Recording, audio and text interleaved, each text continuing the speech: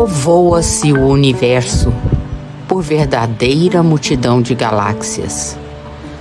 Cada galáxia permanece constituída por milhares de constelações. Cada constelação quase sempre é um ninho de sóis. Cada sol congrega diversos mundos. Cada mundo, amadurecido para a inteligência e para a razão, guarda consigo a bênção da humanidade. Cada humanidade se compõe de várias raças. Cada raça engloba muitos povos e milhões de almas que evoluem nos degraus que lhes correspondem.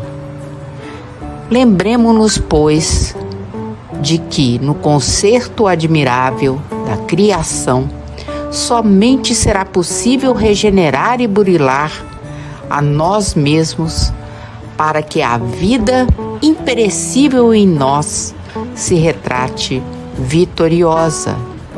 Mas não nos esqueçamos de que, apesar da grandeza cósmica, nosso desequilíbrio, no qual pode comprometer todo o sistema em que as leis divinas se expressam, através do trono sublime da natureza, qual acontece ao micróbio letal, que não obstante imperceptível ao olho nu, pode carregar a enfermidade ou a morte para o corpo físico, mais notavelmente bem posto.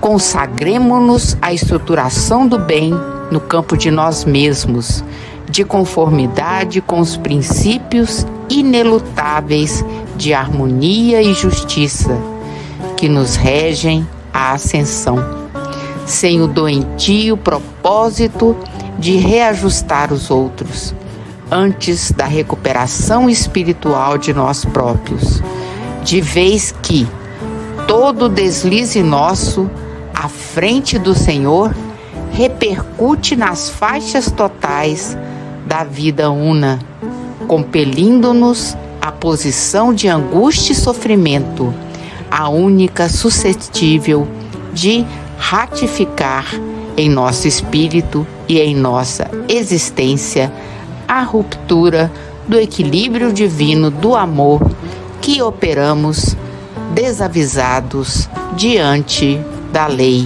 eterna.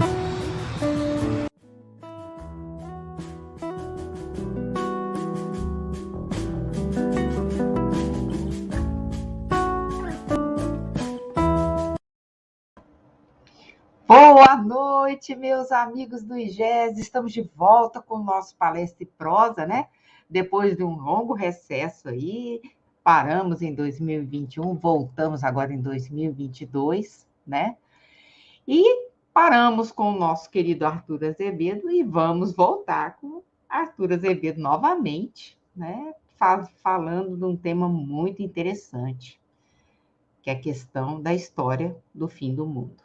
Mas antes da gente começar, eu quero convidar vocês, né, para entrarmos em sintonia com o alto, pensar no nosso Mestre Jesus e mandar vibrações de amor para todos aqueles agora que necessitam de carinho, de paz, de consolo, e agradecer a oportunidade de podermos estar aqui, em nome de Jesus, estudando a doutrina espírita, os ensinamentos de Kardec.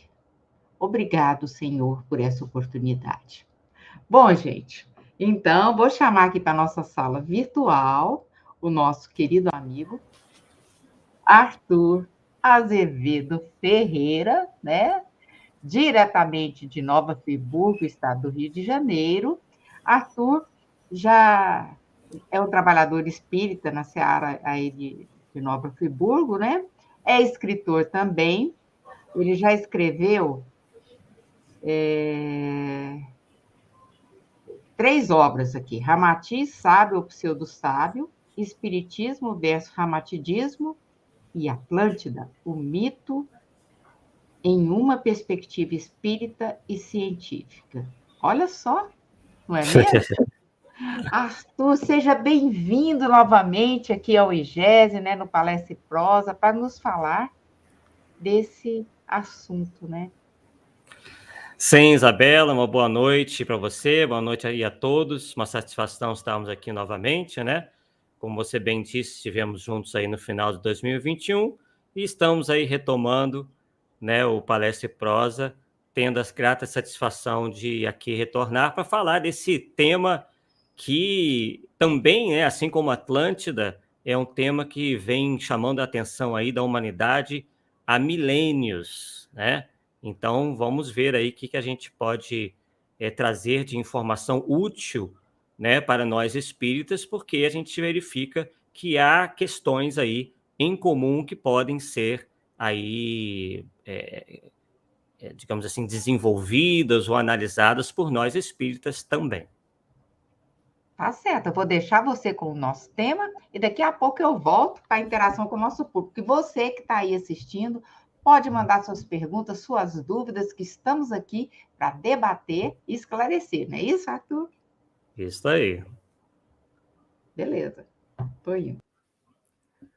Bem, pessoal, então, né, vamos tratar desse tema que, como falamos, né, há pouco, não é de hoje que a humanidade tenta aí cravar o dia exato do fim do mundo.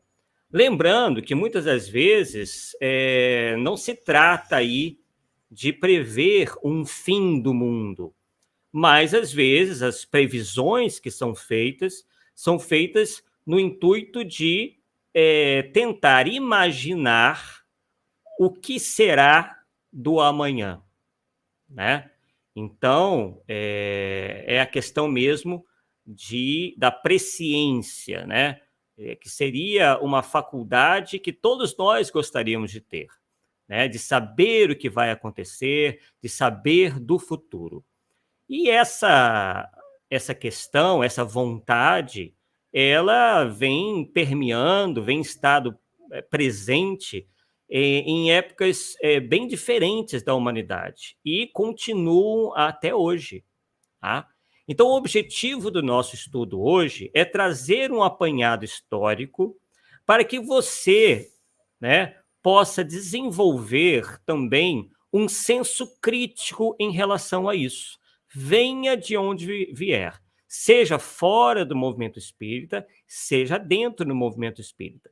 Porque nós, do movimento espírita, somos espíritos que estivemos presentes em outras épocas da humanidade e que, às vezes, trazemos concepções, ideias, né, dessas nossas vivências anteriores, e, por vezes, acabamos tentando repetir isso agora dentro do ambiente espírita. Então, o que a gente percebe é que há aí uma espécie de fator que envolve o próprio inconsciente coletivo na tentativa de saber o que vai acontecer, né? Não só conosco, mas também com o planeta Terra, né? O nosso mundo, o mundo em que nós vivemos.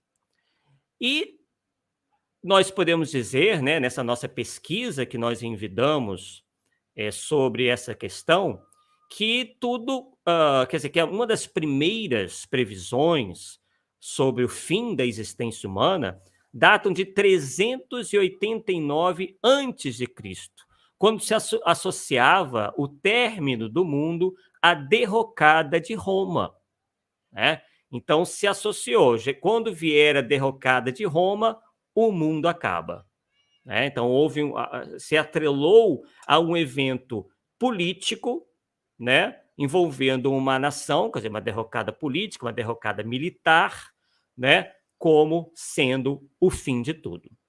Mais adiante, depois de Cristo, no ano de entre 66 e 70, foi a vez dos essênios. Você já deve ter ouvido falar dos essênios, né? Que era uma seita judaica que existiu na Palestina e que esperavam, né? Eles esperavam que a batalha que eles tiveram com os romanos nesses anos fosse a batalha final da humanidade.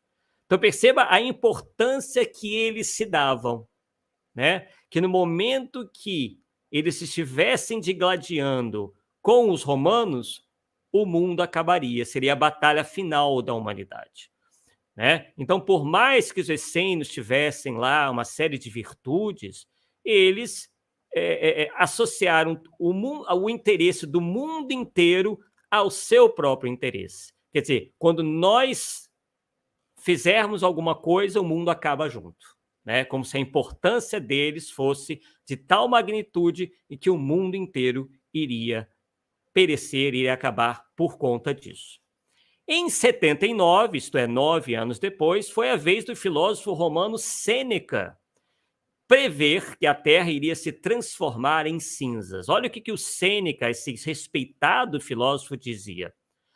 Tudo o que vemos e admiramos hoje vai queimar no fogo universal, que inaugura o mundo justo, novo e feliz. Aí veio, né, coincidiu de vir a erupção do vulcão Vesúvio, que soterrou Pompeia e levou muitos romanos a acreditarem que era o começo do fim. Então, neste caso, os romanos passaram a acreditar nisso porque houve um grande cataclismo, que foi a erupção do vulcão Vesúvio. O que nós temos hoje, pessoal? Muita gente associando que os novos, que a Covid-19 é um prenúncio dos novos tempos. Então, vão associando. Eu não vou dar, como estava dizendo anteriormente aqui nos bastidores, um pouquinho antes de entrar com vocês, eu não vou entregar o peixe pronto. Eu vou ensinar, ou tentar ensinar, ou tentar passar para vocês como pescar esse peixe, né?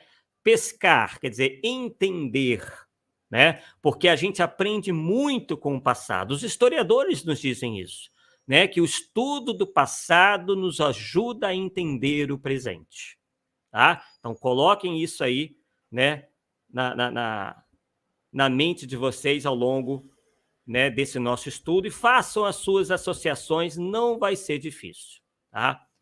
Já em 365, também depois de Cristo, né, nós estamos seguindo aí uma ordem cronológica, foi a vez do São Hilário, que era o bispo de Poitiers, da cidade romana de Pictávio, anunciar que o mundo acabaria naquele ano, né? Então perceba que foi São Hilário, né, que enquanto encarnado era o bispo de Poitiers, que foi depois canonizado pela Igreja Católica, que acreditava nisso, que em 365 depois de Cristo o mundo acabaria. Depois, no ano 500, foi a vez do Hipólito de Roma, mais um santo da teologia católica, né, da Igreja Católica, né, considerado o mais importante teólogo do século III. Vocês vão perceber que muita gente boa, né, muita gente de estudo, muita gente letrada, né, acreditou nessas coisas. Tá? Então, foi o Hipólito de Roma no ano 500, e também o Sexto Júlio Africano, que era um historiador cristão líbio, e o Santo Irineu de Lyon. Todos os três, Santo Irineu de Lyon, enquanto vivo, né, foi um bispo grego, um teólogo e escritor. Todos esses três previram o fim do mundo para o ano de 500 depois de Cristo. Já em 799 e 806, né, nesse período, foi a vez do São Gregório de Tours. São Gregório de Tours, também mais um santo católico, que, enquanto esteve entre nós, foi o bispo de Tours. E também ele foi historiador. Tá? Ele calculou, pessoal, que o fim do mundo aconteceria nesses anos que eu falei, entre 799 a 806. Já em 800, quer dizer, um ano depois de ele achar que, do São Gregório achar que o mundo ia acabar, né, nesse período, 799 a 806, mas nesse interim, no ano de 800, depois de ter errado a sua primeira previsão, o Sexto Júlio Africano, que nós citamos ainda há pouco, refez os seus cálculos e cravou o fim do mundo para o ano de 800. Como sabemos, ele errou de novo. Já em 992, né,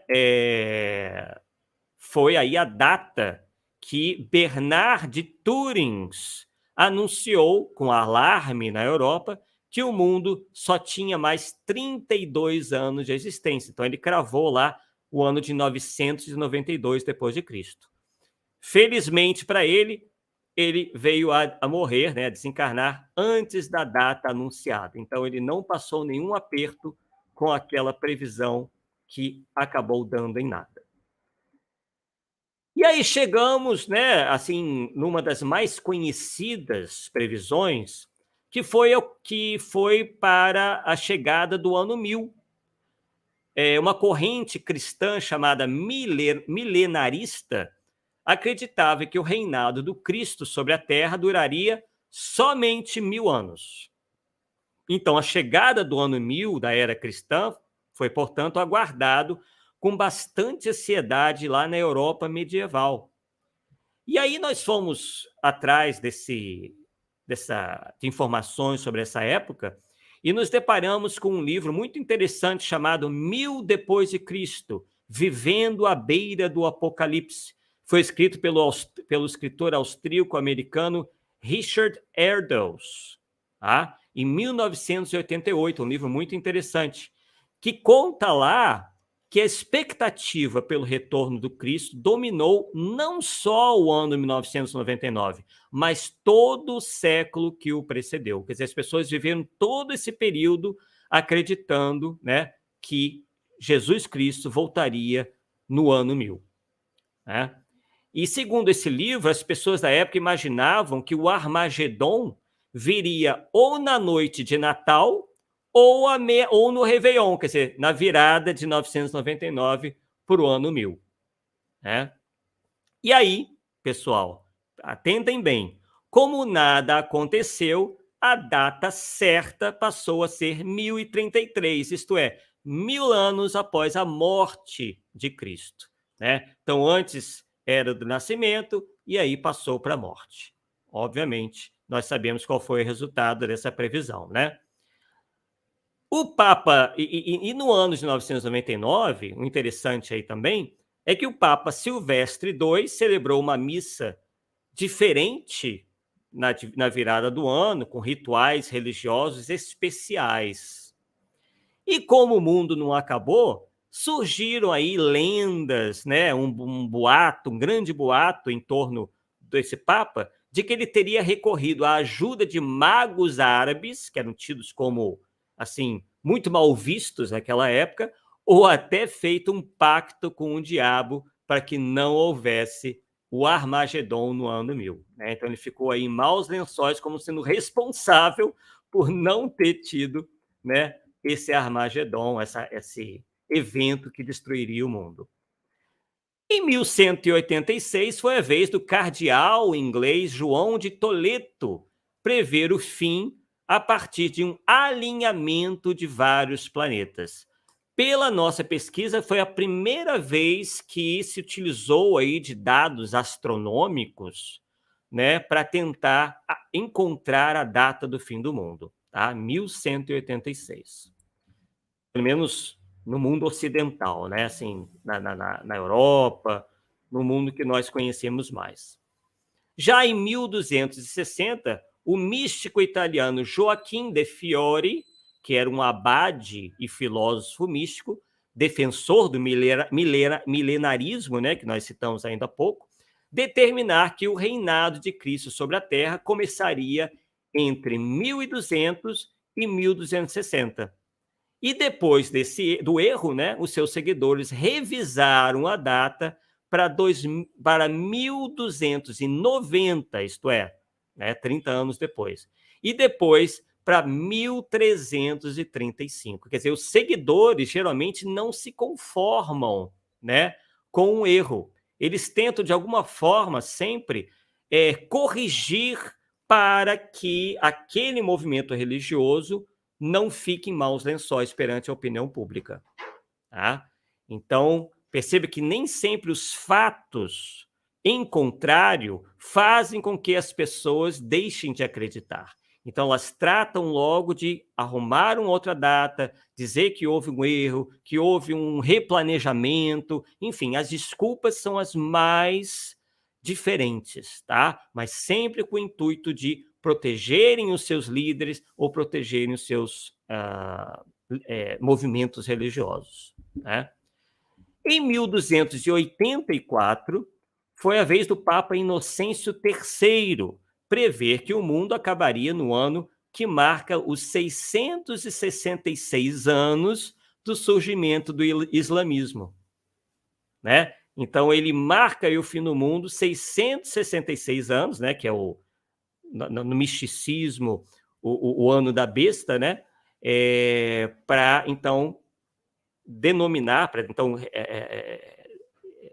fazer com que essa previsão aí batesse com os 666 anos depois do surgimento do islamismo, que era uma religião, né, um grupamento religioso que estava sempre em embates, né, com a Igreja Católica.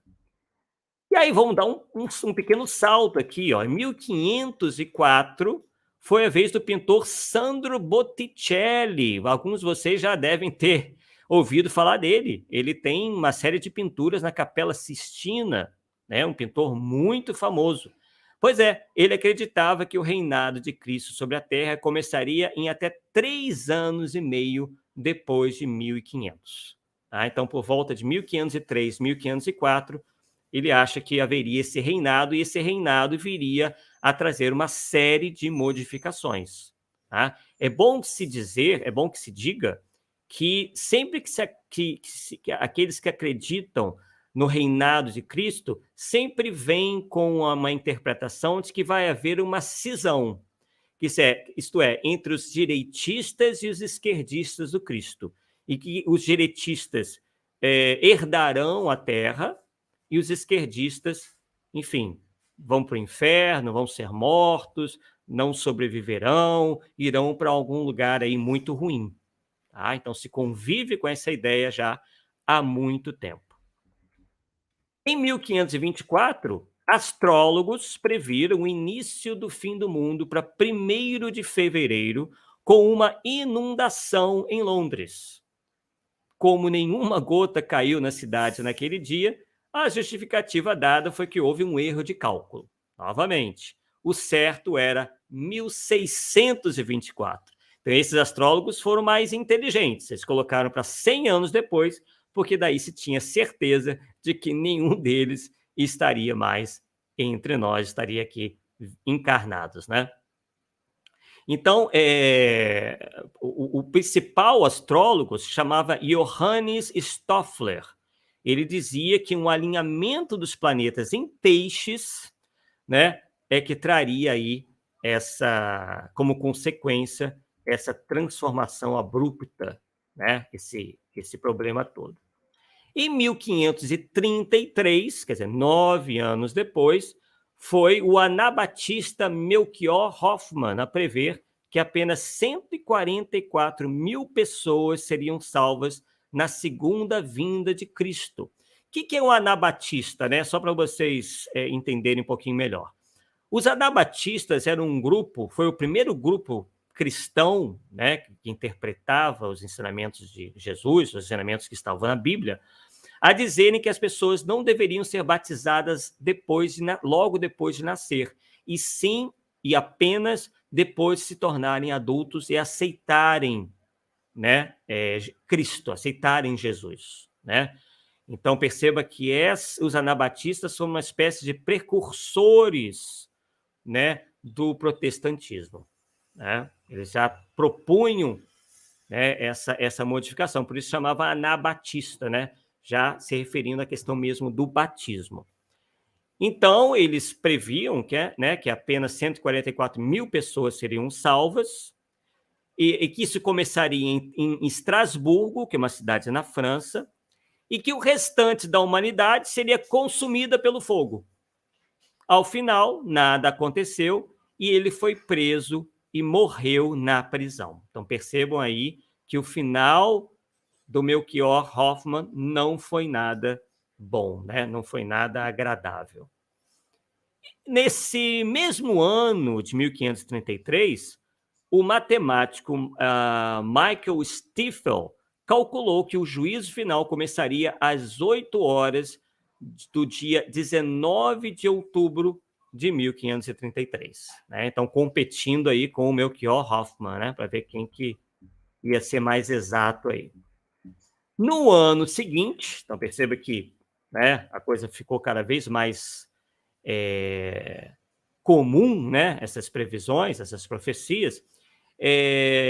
No dia 5 de abril, né, que foi a data que o Jan Matthys, outro anabatista, previu que o apocalipse aconteceria naquele dia, 5 de abril, e que apenas a cidade de Münster, na Alemanha, seria poupada. Olha que interessante, né? Então, mais uma vez, assim como os essênios fizeram, eles atrelaram o mundo todo ao interesse de um grupo, no caso aqui era o grupo que morava na cidade de Münster, que seria a única cidade no mundo a ser poupada. Em 1537, foi o astrólogo Pierre Tourelle a afirmar, né, que afirmou que dispunha de 4 datas para o fim do mundo. 1537, 1544, depois pulou para 1801 e depois 1814. Ele acabou ficando para a história, né, o Pierre, como o que mais datas usou para safar-se do vexame. Em 1600, né, adivinhe quem que disse que o mundo iria acabar?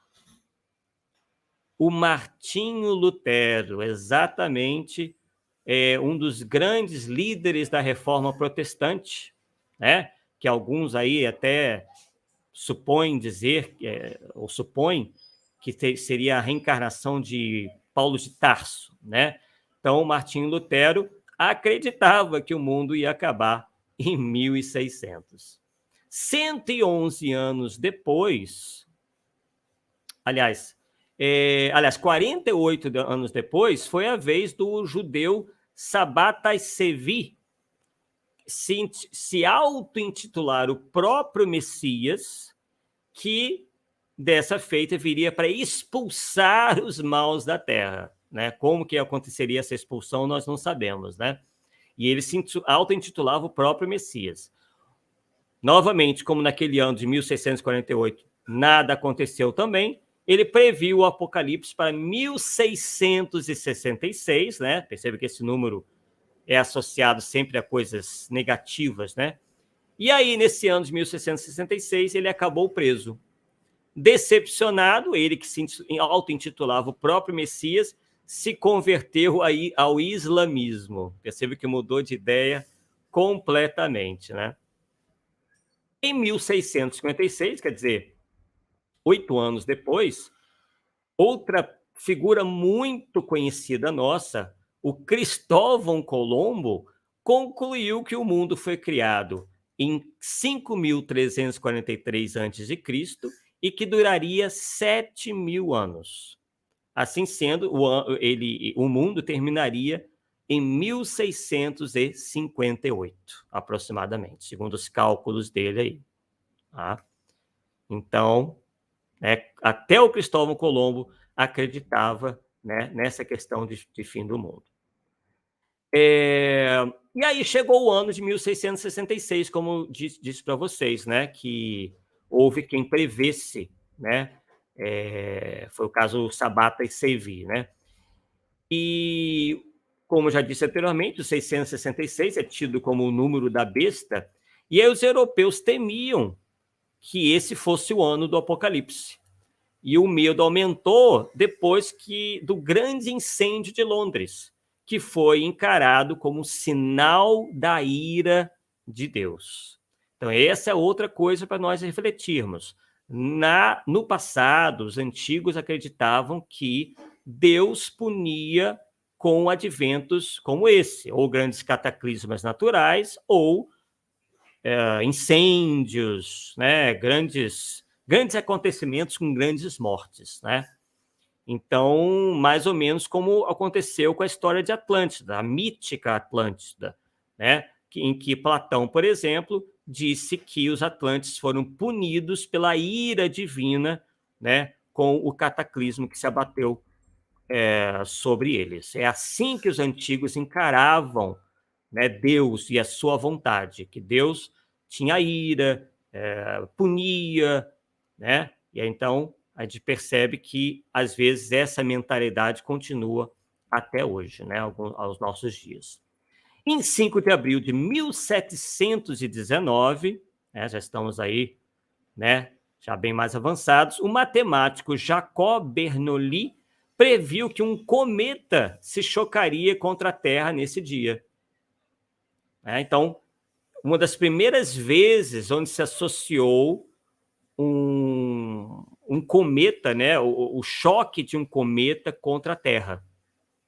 Veio desse matemático aí, que possivelmente se utilizou do seu conhecimento, né, para prever que um cometa iria se chocar com a Terra. Ele previu que isso aconteceria em 5 de abril de 1719.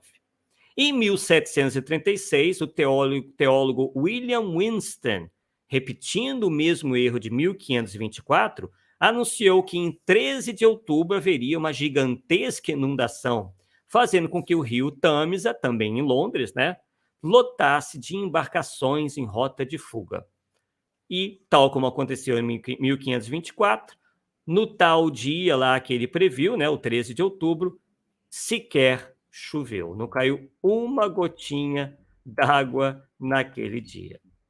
Em 1780, moradores da Nova Inglaterra, já nos Estados Unidos, pregaram o fim do mundo quando uma tempestade de neve escura caiu na região. Só que o fenômeno da neve escura tinha ocorrido por causa da fumaça de queimadas das florestas, que se misturou com a neve, somado a um dia com muita neblina e, portanto, tempo encoberto. Então, a fumaça não foi muito bem identificada por esses moradores da Nova Inglaterra, né? As partículas negras oriundas da queimada se juntaram à neve, fazendo com que houvesse essa neve escura, né? Então, perceba que quando não se pode, certos eventos que não se pode explicar, acabam dando origem a essas crenças. Né? Já em 1805, o ministro presbiteriano, né, então estamos falando agora da igreja presbiteriana, o Christopher Love, previu a destruição da Terra depois de um terremoto, seguido por uma era de paz, onde Deus seria conhecido por todos. Então, aí, novamente, ele estabelece uma destruição para, então, vir uma era de paz, onde Deus seria conhecido por todos. Quer dizer, onde haveria uma transformação, né, por parte da humanidade, e seguido de uma era de paz, uma vez que todos conheceriam, nesse caso, a Deus. Em 1806, na cidade de Leeds, na Inglaterra, essa é muito interessante, uma galinha começou a colocar ovos com a inscrição Cristo está chegando. Olha só, pessoal, o que vocês acham que aconteceu? Como é que uma galinha poderia colocar ovos com a inscrição Cristo está chegando? Pois é. Depois descobriram que tudo não passava de uma farsa. A mensagem era escrita à tinta pelo dono das galinhas e ele colocava os ovos de volta na galinha. E aí, enganou todo mundo lá na cidade de Leeds, na Inglaterra, no ano de 1806. Em 1814, foi a Joanna Southcott, de 64 anos, que anunciou que estava grávida do menino Jesus e que ele nasceria no Natal de 1814. Né? E aí o interessante é que ela veio a morrer justamente no dia que o bebê era esperado. Só que na autópsia se provou que ela não estava grávida. Então, de alguma forma, ela anunciou, ela conseguiu prever a própria morte, mas aquela morte dela não tinha nada a ver com a questão da volta do menino Jesus. né? Percebam que as mais variadas teorias, né, ou ideias ou previsões são montadas sempre com um pano de fundo, né, algum evento que vá fazer com que a Terra sofra alguma espécie de transformação, ou mesmo chegue ao fim, né, como alguns acreditavam. Em 1843, o líder adventista, então agora são os adventistas, né, já falamos dos presbiterianos, agora dos adventistas, o William Miller, que, de acordo com suas interpretações da Bíblia, ele chegou à conclusão que o Apocalipse iria acontecer em 3 de abril de 1843. Aí nada aconteceu. Aí depois mudou para 7 de julho, também nada. Depois para 21 de março de 1884. Aí ele já colocou lá para frente. E, finalmente, 22 de outubro de 1884. Ele, né, completamente desacreditado, morreu 5 anos depois da última previsão. Tá? Os adventistas, né, como vocês sabem, é uma corrente cristã que acredita no retorno iminente de Jesus Cristo à Terra. Né? E esse William Miller, ele arrematou vários seguidores que decidiram que a data seria no dia 22 de outubro de 1844, né, que foi a última previsão. E como o mundo não acabou e vários seguidores se desfizeram dos seus bens, né, temendo o fim do mundo, eles se desfizeram dos bens. Surgiu um movimento que ficou conhecido como Grande Desapontamento. E os ex-seguidores, né, alguns desses ex-seguidores fundaram a Igreja Adventista do Sétimo Dia. Né? Então veio daí o surgimento da Igreja Adventista do Sétimo Dia. Né? E aí, no início do século XX, já estamos aí mais perto, né? Foi a vez dos Testemunhas de Jeová, né, a preverem o fim do mundo. Inicialmente em 1874, depois eles mudaram para 1914, né? Pelo 1914 iniciou a Primeira Guerra. Eu acho que eles até se assanharam em achar que o mundo ia acabar mesmo. E depois pularam para 1975. Tá? E em 1871 foi a vez dos egiptólogos, né? Aqueles que estudam a história dos egípcios, né? No Egito Antigo principalmente, preverem que o fim do mundo, baseados em alguns escritos encontrados. Refizeram as contas, mudando o ano para o ano do fim para 1936. E, obrigados pelas circunstâncias, reformularam as previsões, empurrando-as para 1953. Perceba que, e sempre dando desculpas, tá? Toda vez que muda de data, uma desculpa é criada e a data é modificada. Inclusive, houve um piramidologista, né, que também é um egiptólogo, que foi o Charles Piazzi Smith, concluir, a partir dos estudos das dimensões da pirâmide de Gizé, né, Gizé, que Cristo voltaria entre 1892 e 1911, quer dizer, iniciozinho do século XX, entre o final do século XIX e início do século XX. Em 1901, a Igreja Católica Apostólica, fundada em 1831, não é a Igreja Católica Romana, é a Igreja Católica Apostólica, avisar que Jesus voltaria quando seus 12 fundadores, os 12 fundadores da Igreja Católica Apostólica, estivessem mortos. E o último deles morreu em 1901. Né? Nada aconteceu. Em 1910, essa também vale um comentário adicional, né? Porque em 1910 foi a primeira passagem do cometa Halley. Claro, o cometa Halley havia passado já várias vezes, mas assim, com mais expectativa, a primeira vez assim, com maior expectativa foi em 1910. E em 1881, um grande conhecido nosso, um astrônomo, descobriu que as caudas dos cometas incluíam um gás mortal chamado cianogênio. Quem foi esse astrônomo conhecido nosso? O Camille Flammarion.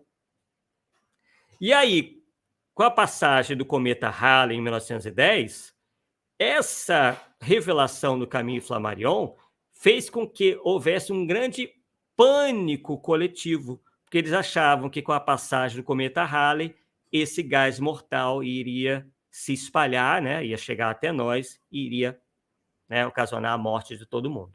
Então, o medo era que a humanidade fosse intoxicada pelo gás mortal que vinha na cauda do cometa. Então, o Camille Flammarion ele não previu nada especificamente, mas ele, com essa ideia, né, que o Halley, que os cometas têm esse gás mortal, acabou sem querer, né, provocando esse pânico todo em 1910. E aí, lá pelos idos de 1930, 1940, tivemos aí um sensitivo, né, um pretensamente sensitivo, norte-americano, que foi o Edgar Cayce, que nós também mencionamos muito no nosso estudo, no nosso livro sobre Atlântida.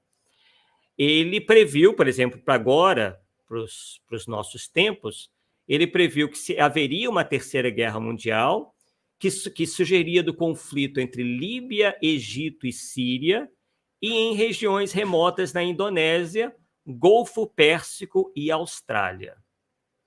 O Edgar Cayce, ele, como quem assistiu ao nosso estudo sobre Atlântida, ele previu que alguns anos depois dessa previsão dele, que foi lá em 1935 aproximadamente, o continente perdido de Atlântida iria emergir, iria voltar à tona.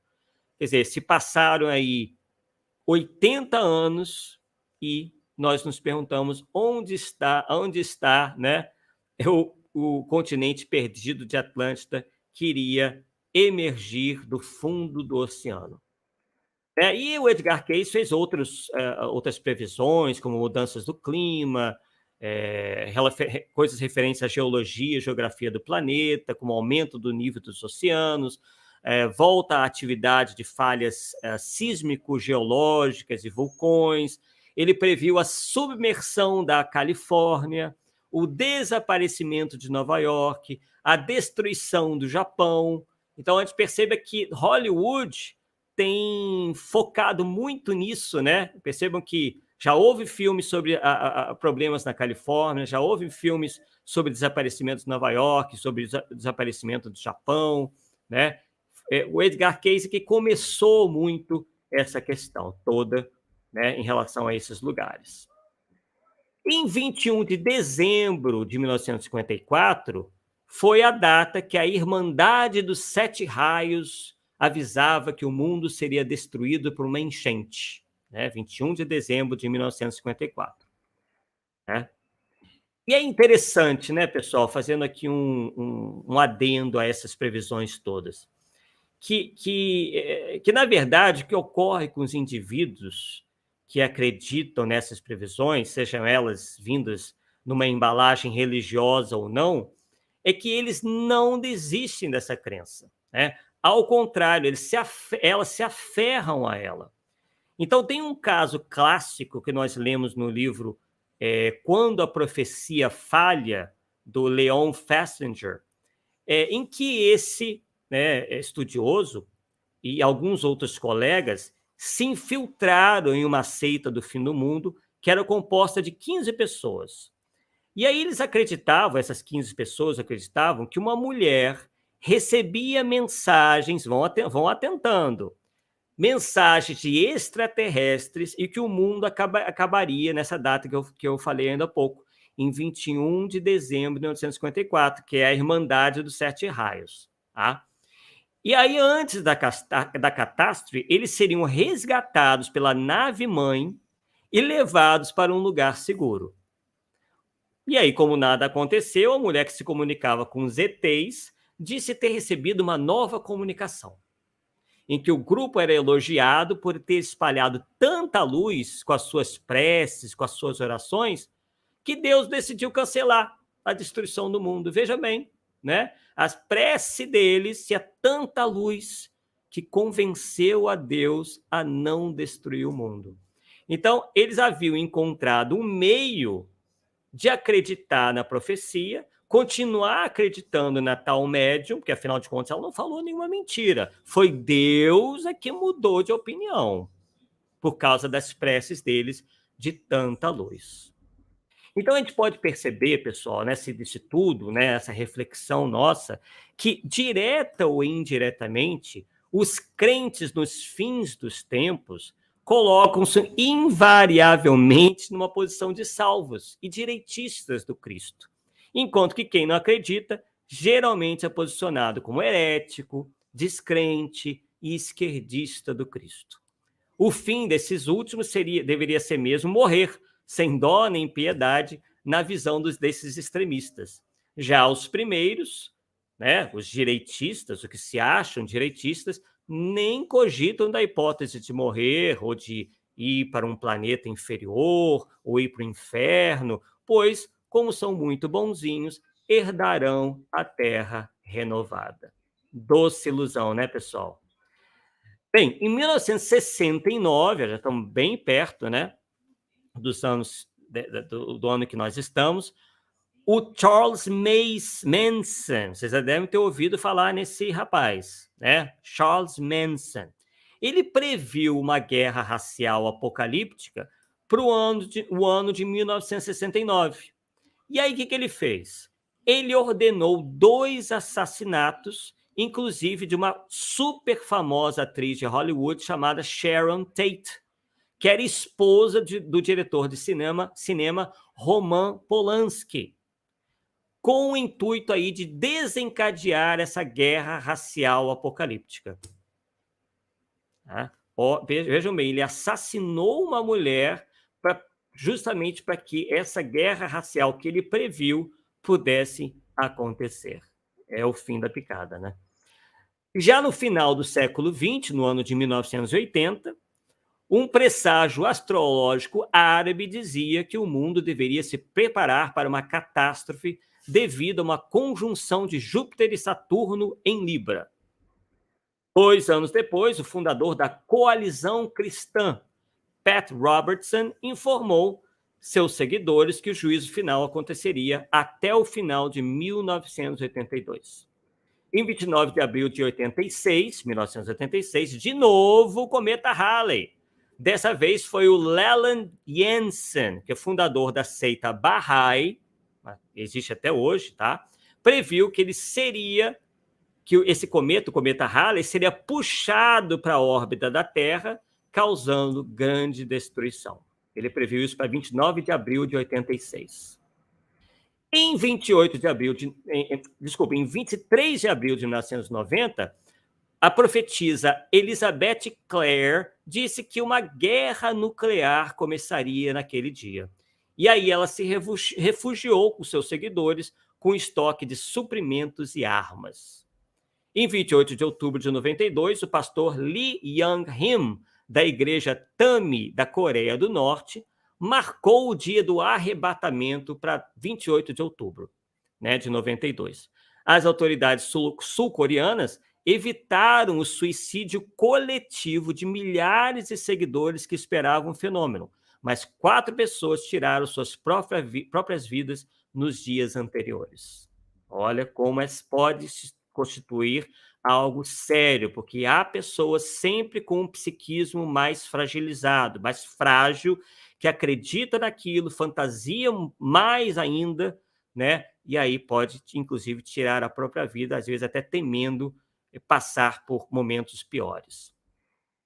Em 26 de março de 97, né, foi a data que Marshall Applewhite, líder da seita Heaven's Gate, dizer que uma nave espacial viajava através do outro cometa, né, nesse caso foi o Hale-Bopp, e que a NASA ocultava essa informação do grande público. Quer dizer, as chamadas teorias da conspiração, né? E o suicídio apareceria como forma de evacuar a Terra, para que as almas dos seguidores pudessem embarcar nessa nave e conhecer outro nível da existência humana.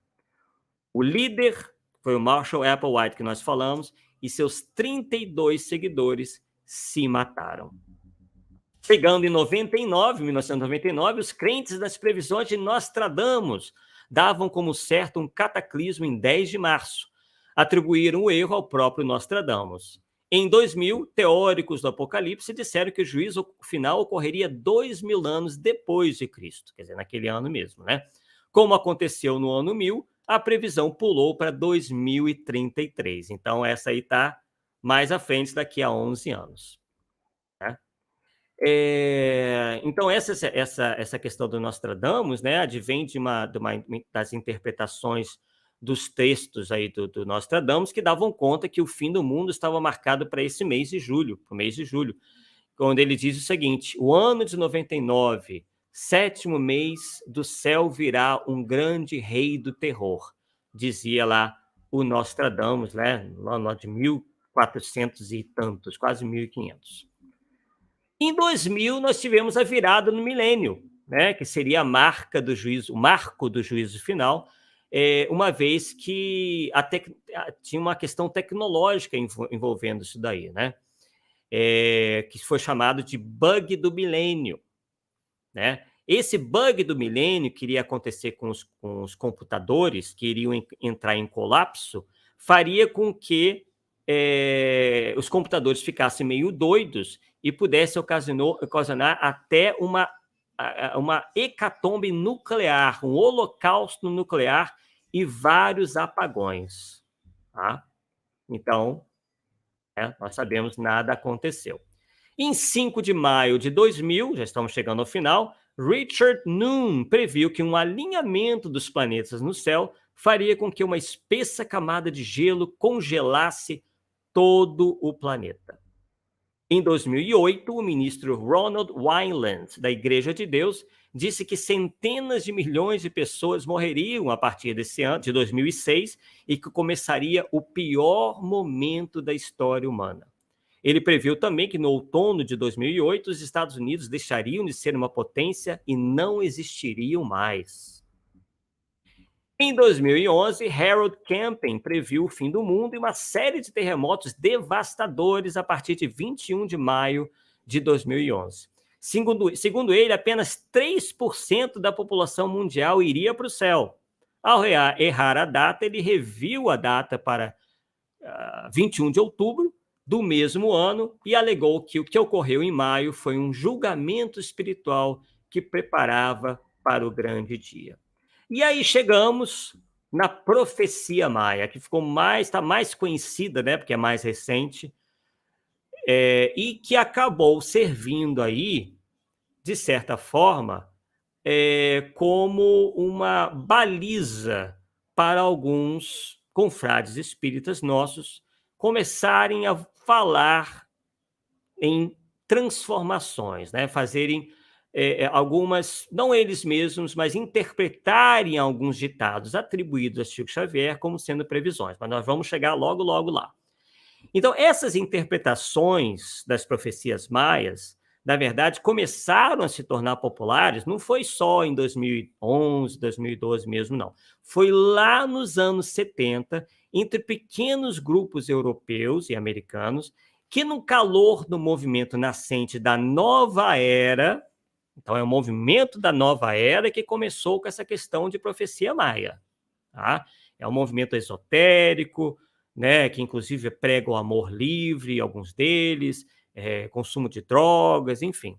Eles se aproveitaram de umas descobertas na zona maia, né, onde havia habitado o povo maia, na península de Yucatán, para criar uma filosofia de vida e, em muitos casos, um negócio lucrativo. Quer dizer, eles utilizaram isso daí para atrair mais seguidores e faturarem com isso. Né?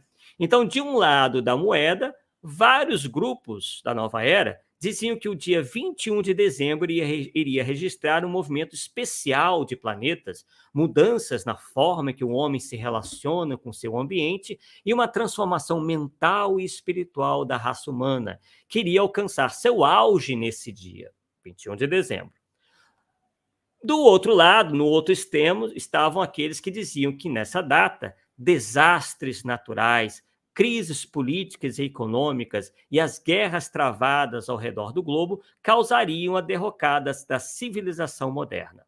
Para eles, os maias teriam deixado suas marcas para nos alertar sobre tais eventos. Então, grupos como um deles chamava Ascensión Nueva Terra e Cambio Nueva Consciência, eles asseguravam que os maias previram que um raio de luz do centro da galáxia iriam impactar o Sol no dia 20 de dezembro de 2012, mudando sua polaridade, o que teria efeitos devastadores sobre a Terra. Então, perceba que eles buscam, né, termos pseudocientíficos, né, para dar um ar aí de seriedade, mas a gente sabe sempre o resultado qual que é, né? E aí os entusiastas do fim do mundo sugeriram ainda uma série de medidas para se preparar para enfrentar o caminho final para a nova luz. E essa série de previsões levou muitas pessoas ao redor do mundo a estocar alimentos, construir refúgios, e aí muita gente ganhou dinheiro com isso, né? E dirigir-se a terras que pertenceram à cidade mesoamericana de Yucatán. Então, isso tudo envolve também todo um comércio de gente que explorou isso daí para ganhar muito dinheiro, vender terreno, vender casa, vender, enfim, tudo isso daí. E aí, pessoal, chegando aí aos nossos últimos instantes, né, vocês devem, já isso não é novidade, que nós não vamos dizer aqui, mas não vamos nos aprofundar, porque como nós dissemos no início, nós não vamos entregar o peixe, nós vamos entregar a vara de pescar para vocês irem atrás do peixe. Então, mais recentemente, né, em relação ao ano que nós estamos, surgiu a notícia, né, de que o médium, né, Chico Xavier, também teria feito uma previsão de grandes acontecimentos para 2019, inclusive dizendo que o Brasil seria praticamente poupado de uma hecatombe, caso ela ocorresse, né, já que aqui é o coração do mundo, pátria do Evangelho. Segundo, né, ele e as pessoas que acreditam nisso, né? Enfim, e aí ficou uma previsão meio que condicionada, vocês devem saber dessa história, não estamos falando nenhuma novidade, de que se não houvesse essa hecatombe, que seria provocada por uma guerra nuclear, uma terceira guerra, então que esse prazo aí ia ser estendido, né? Então, hoje, alguns de vocês, ou a maioria de vocês deve saber, que existem alguns indivíduos dentro do movimento dizendo que a data será em 2057.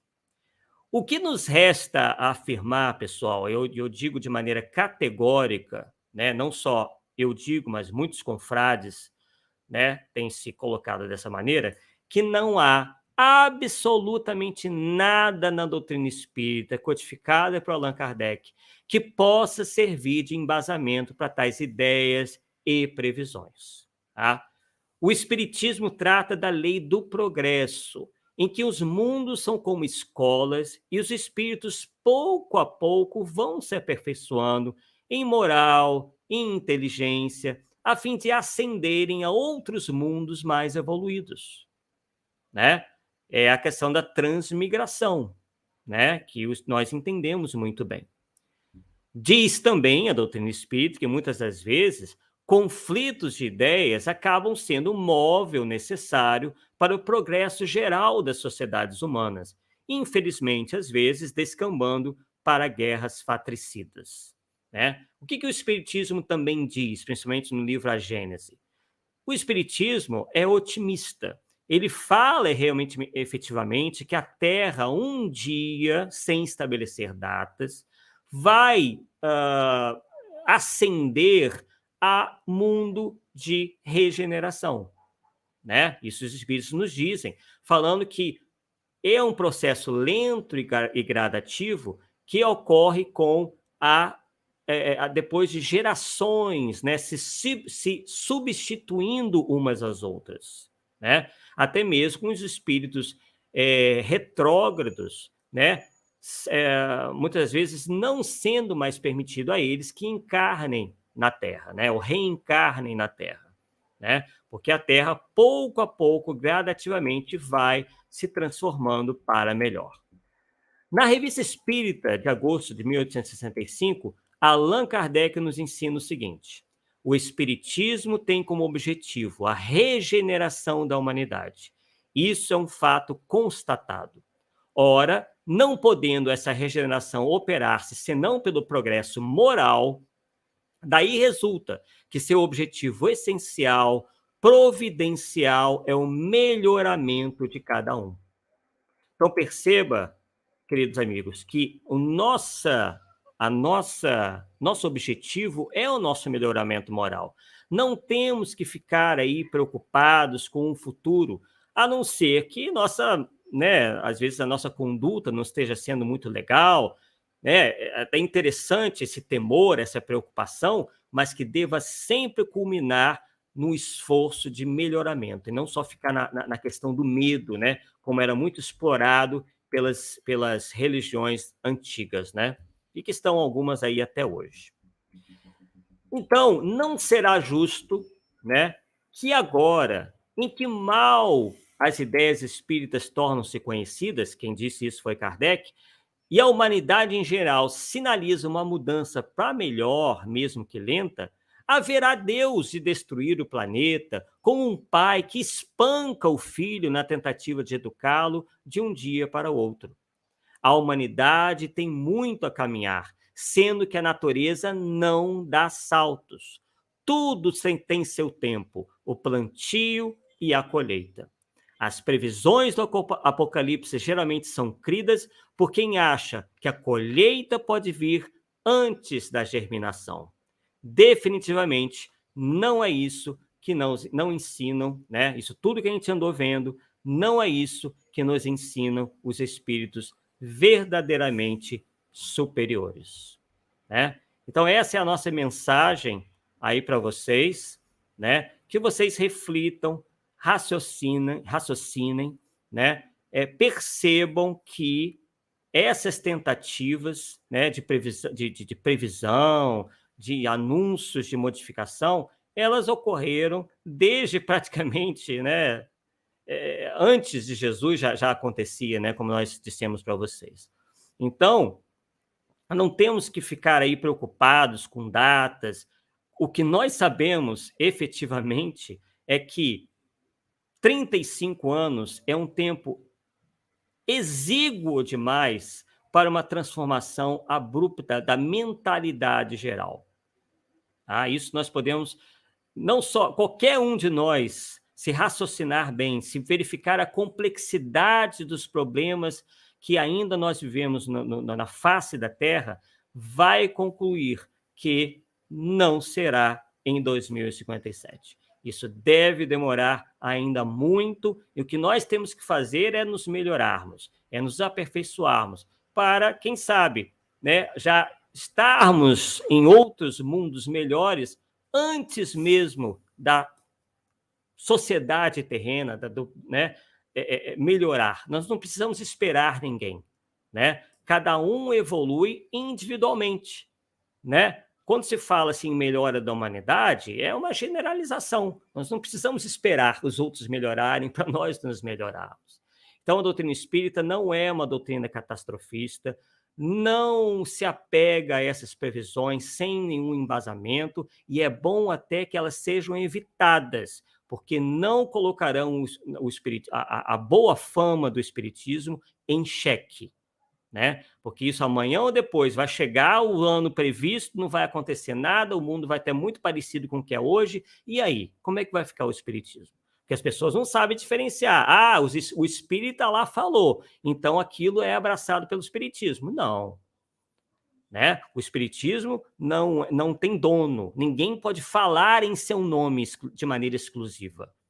Tá? Então, se fulano falou, ele é a opinião dele. Agora, se vier a generalidade dos espíritos falando a mesma coisa, utilizando aí o critério da concordância, ou da universalidade, opa, aí sim.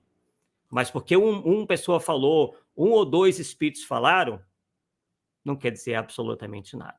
Então, transição planetária é algo que ocorre suavemente. Não se dará por nenhum evento especial, né? Absolutamente nada, né, de espetacular. E sim, pouco a pouco, como é o que ocorre com o nosso desenvolvimento intelectual e moral. A natureza não dá saltos. Então, agradecemos a vocês aí pela oportunidade. Vamos chamar aí a nossa querida Isabela para, então, voltar a conduzir o nosso estudo de hoje. Eu tive que mudar aqui de computador, porque meu computador morreu, sabe? Foi o fim do mundo para ele. Foi tanto final de mundo que ele até pirulitou lá, deu um bug no milênio Deu um dele, bug, caiu fora. Eu quero agradecer aqui a presença de muita gente bacana, a Mônica Yoshimura, a Miriam Bernays, a Lê Lumaguelli, Monalisa Oliveira, Denise Balô, nossa querida Denise está aqui com a gente, Rosário Meirelles, Francisco Júnior, Francisco Júnior está sempre junto, Nocila Ojoara, Dumara Muniz, lá do Lar de Jesus, a nossa querida Graça Bezerra. Gente, muito obrigada. Paula Moraes, Cristina Paliotti, tem até gente nos assistindo de Portugal. Olha bacana. só. E a gente avançou um pouquinho no horário, né? Mas também com essa história do fim do mundo é muito comprida, né? Bastante. Como que a humanidade sonha com isso, né? Com esse fim de mundo. E parece que é uma coisa entranhada, né? E até a Mônica, ela fez a pergunta, mas ela disse que já achou a resposta também. Mas vamos colocar a pergunta dela aqui, que era a pergunta que eu iria fazer também. Por que as pessoas ficam esperando por essas premonições de final dos tempos? Por que essa necessidade, né? Alguns psicólogos, né, têm se debruçado sobre isso daí.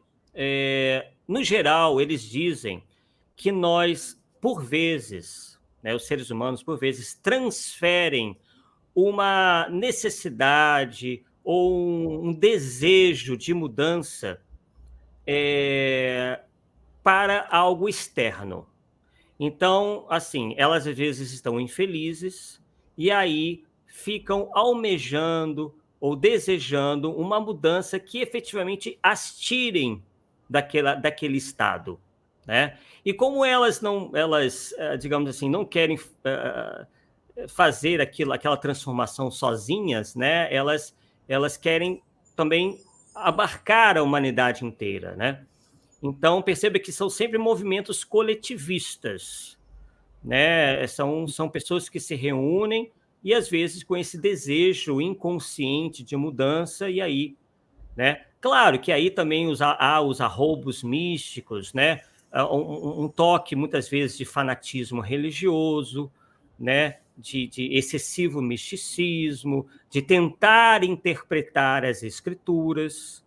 Então, perceba que até hoje, né, se fala muito, percebam bem isso, pessoal, se fala muito numa interpretação final do Apocalipse de João, o evangelista, né, que agora sim, né, olha como bate com o Apocalipse de João, pessoal, sempre tem sido assim, quer dizer, ali tem um código que as pessoas tentam interpretar e se abraçam ali como está na Bíblia, né, como está no Novo Testamento, elas então se abraçam ali como sendo uma fonte para essa vontade aí que eu me referi a uma transformação. E é por isso que nós dissemos, né, a transformação tem que partir de nós não somos levados de roldão pela multidão, nós somos espíritos cujo destino será sempre individual, conforme o nosso mérito individual.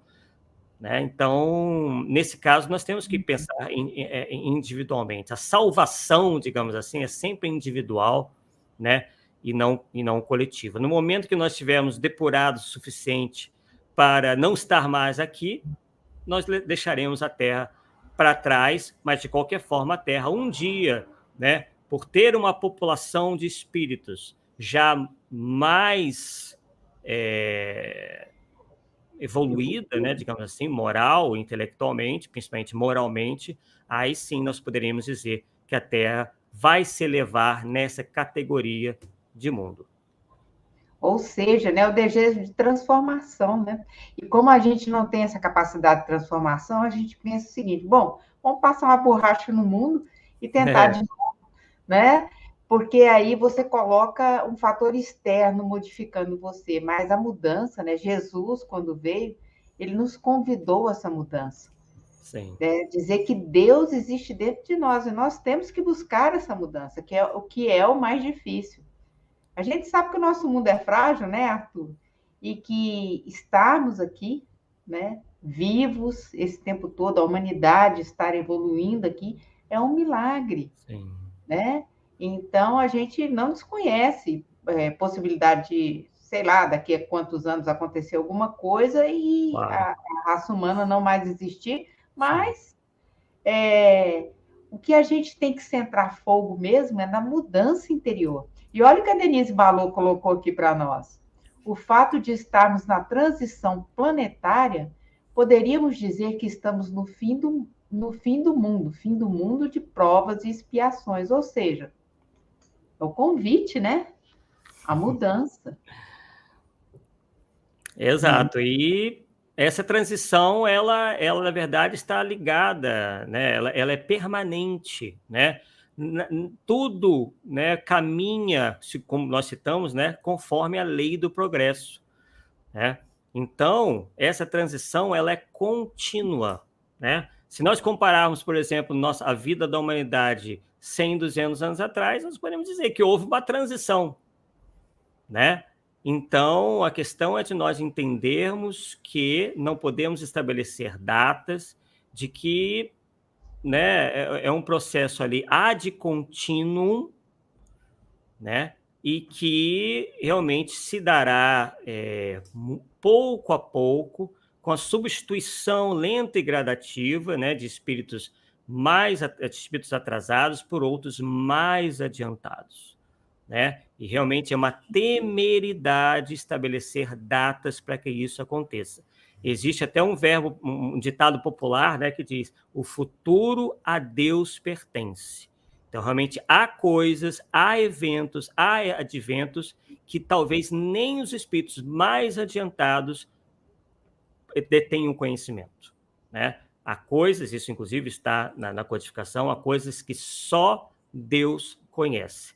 E uma delas é o futuro, no que tange a essas grandes mudanças que ocorrem nas coletividades. Isso mesmo. Então, que a gente pode tirar de tudo isso, né, é que na nossa marcha evolutiva a gente tem que cuidar do presente, né, da gente tentar ser melhor amanhã do que a gente é hoje. Essa é a grande mensagem de Jesus, que ele veio trazer para a humanidade, falar do amor, falar que não existe Deus punitivo. E você ainda dizer que quando teve o incêndio lá em Londres, né, olha lá, já bem mais para cá, bem mais depois de Cristo, as pessoas Sim. achando que Deus estava punindo a Sim. humanidade naquele momento. Então, não é assim. As coisas não acontecem dessa forma, né?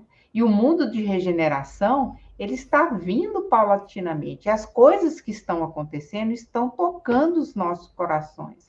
Essa epidemia aí, essa pandemia, né, da Covid, ela veio também para abrir os nossos olhos, como aconteceu na época da gripe espanhola. Quando passou a gripe espanhola, todo mundo falou: agora o mundo vai modificar, vai regenerar. Muita coisa modificou. Foi apreendido até o sistema de saúde, né, nos países foi alterado por conta disso aí.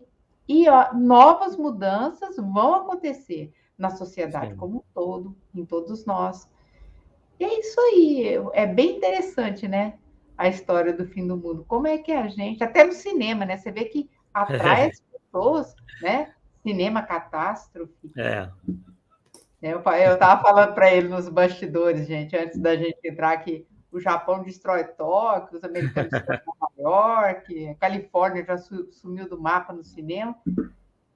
Então, Até o Rio de Janeiro, né? Naquele, né? Teve lá 2012. 2012, o Rio de Janeiro, Cristo Redentor despencando, Foi.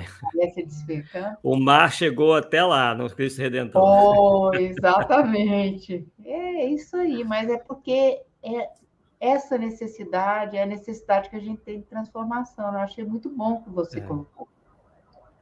A gente quer que algo de fora para dentro nos transforme, sendo que essa transformação é responsabilidade nossa, né, Arthur?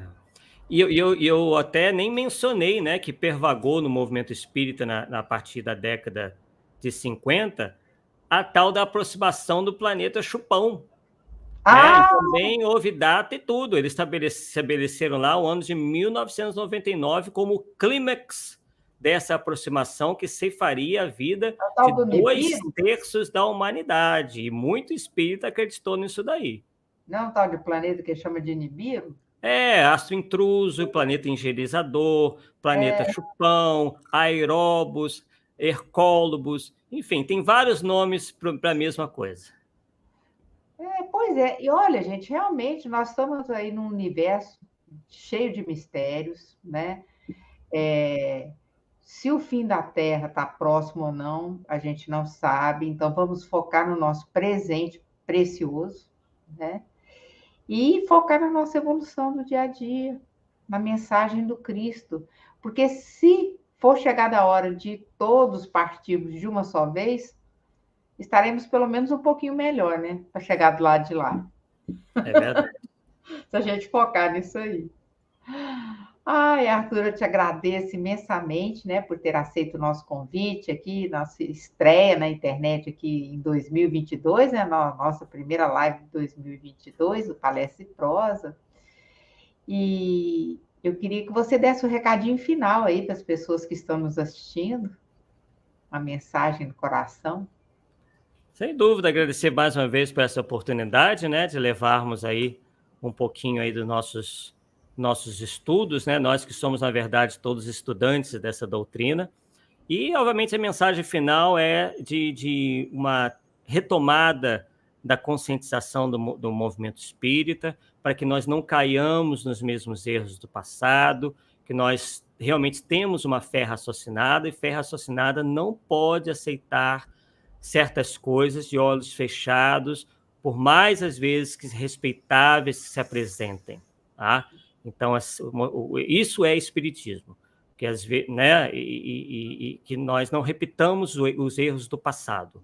Né? Isso é muito importante para que o espiritismo amanhã ou depois não seja reconhecido como mais uma seita ou movimento que tentou prever alguma coisa e que, mais uma vez, não aconteceu, caindo aí a sua boa reputação em função, às vezes, de erros que são, às vezes, de pequenos grupos, de apenas alguns indivíduos que, né, acham que podem falar em nome do espiritismo. Né? Então, isso é uma questão muito importante e muito realmente difícil da gente ter que tratar, né?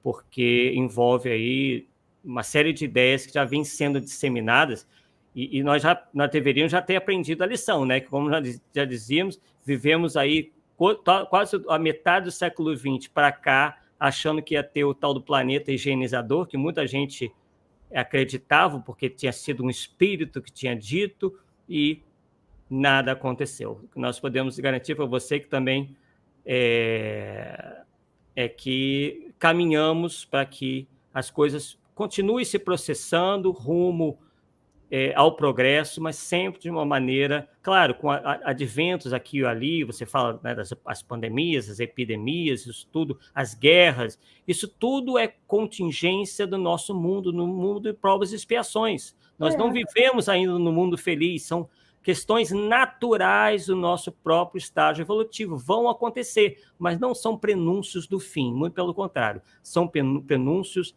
da melhora. Isso mesmo. E vamos falar do seu livro, né? Que vai ser o lançamento agora, né? Em fevereiro. Olha aí. É isso aí. É Atlântida, é isso aí.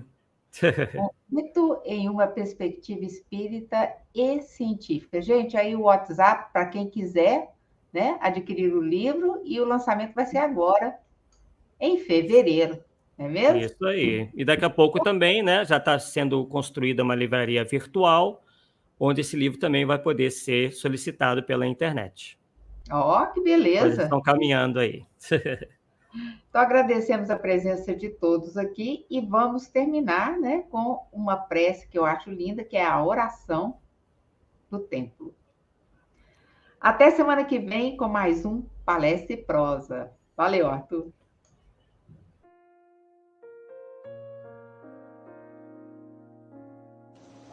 Senhor Jesus, abençoa por misericórdia o lar que nos deste ao serviço da oração. Reúne-nos aqui em teu amor e ensina-nos a procurar-te para que não nos percamos à margem do caminho. Nos instantes felizes, sê nossa força para que a alegria não nos torne ingratos e insensíveis.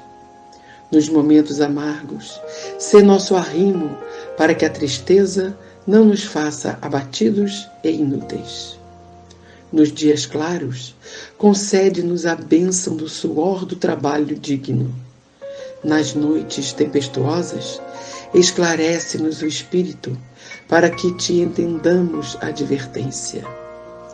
Inclina-nos a pensar sentindo, para que não guardemos gelo no cérebro, e induze-nos a sentir pensando, para que não tenhamos fogo no coração. Ajuda-nos para que a caridade em nossa existência não seja vaidade que dilacere os outros e para que a humildade em nossos dias não seja orgulho rastejante. Auxilia-nos para que a nossa fé não se converta em fanatismo e para que o nosso destemor não se transforme em petulância. Amorável benfeitor, perdoa as nossas faltas. Mestre sublime, reergue-nos para a lição. E, sobretudo, Senhor, faze que entendamos a divina vontade, a fim de que, aprendendo a servir contigo, saibamos dissolver a sombra de nossa presença na glória de tua luz.